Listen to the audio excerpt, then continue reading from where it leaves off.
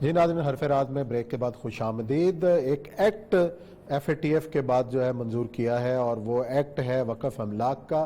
اس حوالے سے ہمارے ہیں علماء اکرام اور وقف سے ریلیٹڈ جو بھی ہیں وہ بڑے اضطراب کا شکار ہیں، اس پہ بات کریں گے۔ لیکن اس ایکٹ کے اندر ہے کیا کیا، اور یہ صاحب سے پوچھوں گا ذرا ناظرین کے لیے تفصیل بتا دیں کہ ہوا کیا ہے۔ ویسے تو دنیا پوری کے اندر وقف کے قوانین موجود ہیں، جس کو ٹرسٹ ایکٹ کہتے ہیں۔ انگریز نے بھی ٹرسٹ کیا تھا۔ ایک یہ ہے کہ ایک آدمی اپنی جائیداد کو کسی خاص مقصد کے لیے جب وہ وقف کرتا ہے رکا ہوا، تو پھر آپ اس کو کسی اور مقصد کے لیے استعمال نہیں کرتے، کیونکہ وہ اس مرحوم کی بنیادی طور پہ خواہش ہوتی ہے۔ اسلام کا جو پورے کا پورا سٹرکچر ہے، آپ کے ہمارے جتنے اتنے بڑے سوئچوں جہاں سے ابو علی سینا اور ابن الحشم اور یہ لوگ، یہ سارے وقف کے تھے۔ ہاسپٹلز ہمارے سارے وقف کے تھے، اور یہ وقف کی اتنی بڑا تصور ہے جس نے پوری دنیا کو مسلمانوں نے یہ راستہ دکھایا تھا۔ اچھا، اس میں ہوتا یہ ہے کہ فار ایگزامپل آپ نے بہت سارے لوگوں کو وقف کیا ہوا تھا، آپ اس کے اندر انٹرفیئر نہیں کر سکتے۔ وہ وقف کی پراپرٹی بیچی نہیں جا سکتی، وہ وقف کی پارٹی کسی طور پر۔ یہ FATF کا ایکٹ ہے، اگرچہ یہ FATF کی ریکوائرمنٹ نہیں ہے، لیکن حکومت نے اس سے فائدہ اٹھاتے ہوئے، یہ ابھی صرف اسلام آباد میں ہے، اور ڈر یہ ہے کہ باقی صوبوں میں اس کو ریپلیکیٹ نہ کیا جائے۔ اس میں جو سیل پروسیس آف دا وقف پراپرٹی، یعنی آپ دیکھیں ہوئے دنیا میں کہیں پر بھی ویکو پراپرٹی، پاکستان میں کہیں اس کو، یہ میری جو لڑائی ہوئی تھی شہباز چیف سے وقف پراپرٹی پہ تو ہوئی تھی، کہ the chief commissioner ICT may, where it is satisfied that circumstances exist, sell or otherwise dispose of the work property to secure maximum economic benefit, to serve the best. یہ ساری چیزیں جو ہے نا کہ کوئی وہ جو سمجھتا ہے، ایک تو یہ اب جنرل صاحب ہیں۔ دوسری چیز جو امپورٹنٹ چیز ہے اس میں یہ ہے کہ اب ایک آدمی نے وقف کر دیا کسی مقصد کے لیے، subject to the provision of this act, a work property shall be used for the purpose of which it was dedicated or has been used or for the purpose recognized. اب دیکھیں by Islam as religious، آگے انہوں نے دو لفظ add کیے، pious or charitable، یعنی نیکی کے کام۔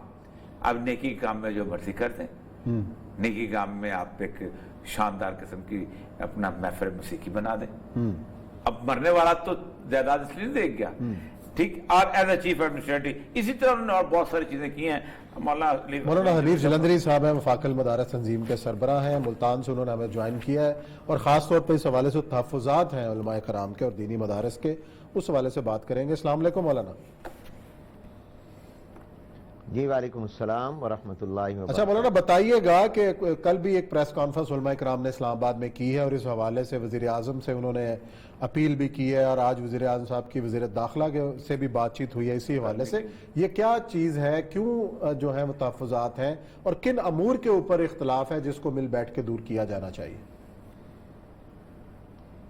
بسم اللہ الرحمن الرحیم۔ سب سے تو پہلے جناب کا اور محترم اور یا مقبول جان صاحب کا شکر گزار ہوں، اس اہم پروگرام میں اہم موضوع پر آپ نے مجھے اظہار خیال کا موقع دیا۔ میں تمہید میں ایک بات کہنا چاہوں گا کہ ہم سب لوگ دین اسلام کو ماننے والے ہیں، اور اسلام ایک مذہب نہیں ہے بلکہ دین ہے۔ مذہب ایک چھوٹا تصور ہے، اور دین مکمل ضابطہ حیات اور دستور زندگی کو کہتے ہیں۔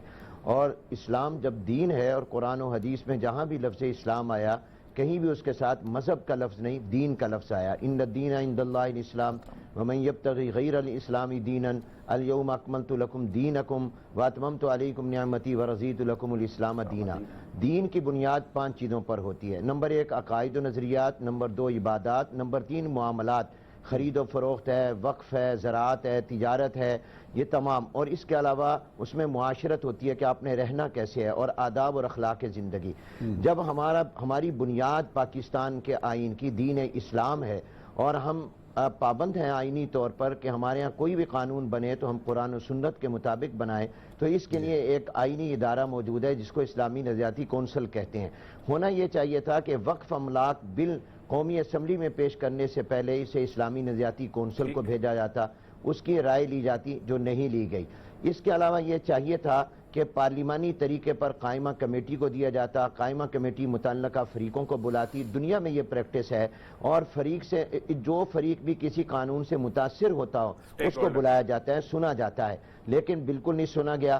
اور پھر اس کے اندر جو چیزیں آئیں اس میں بعض قرآن و سنت اور شریعت کے منافی آئیں، آئین کے منافی آئیں، بنیادی انسانی حقوق کے منافی آئیں۔ مثلا جو وقف کرتا ہے تو وقف میں عرض کرتا ہوں، نمبر ایک یہ ہے کہ وقف کرنے والے نے جب کوئی پراپرٹی وقف کی ہو تو اس کے اندر وہ کوئی مالک اب نہیں ہوتا، اب اس کا مالک اللہ تعالیٰ ہے۔ جیسے محترم اور یا مقبول جان نے فرمایا کہ آپ نے اس کو روک دیا، اب جب وہ رک گئی یعنی اللہ کی وہ ملک میں آپ متولی، نگران، منتظم، آرگنائزر ہو سکتے ہیں، اب اس کو کوئی بیچ نہیں سکتا۔ مگر اس ایکٹ میں یہ اختیار دیا گیا ہے منسٹر اوقاف کو کہ وہ جب چاہے وہ اس کو فروخت کر سکتا ہے۔ بعض صورتوں میں شریعت نے بیچنے کی اجازت دی ہے، وہ جب کہیں وقف کے ضائع ہونے کا خطرہ ہو، مثلا وہاں سیلاب کا خطرہ ہو، وہاں زلزلے کا خطرہ ہو یا غلط ہاتھوں میں ہو تو وہاں پر ہے، لیکن عام اختیار دے دینا بغیر کسی پابندی کے یہ اسلام کے منافی ہے۔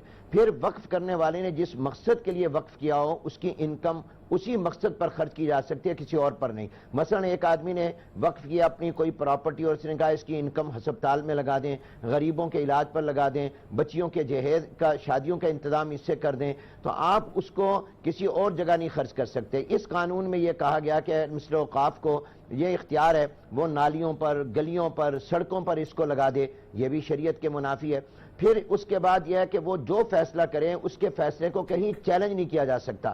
دنیا میں کہیں ایسا نہیں ہوتا کہ کوئی فیصلہ ہائی کورٹ کے فیصلے کو سپریم کورٹ میں چیلنج کیا جا سکتا ہے۔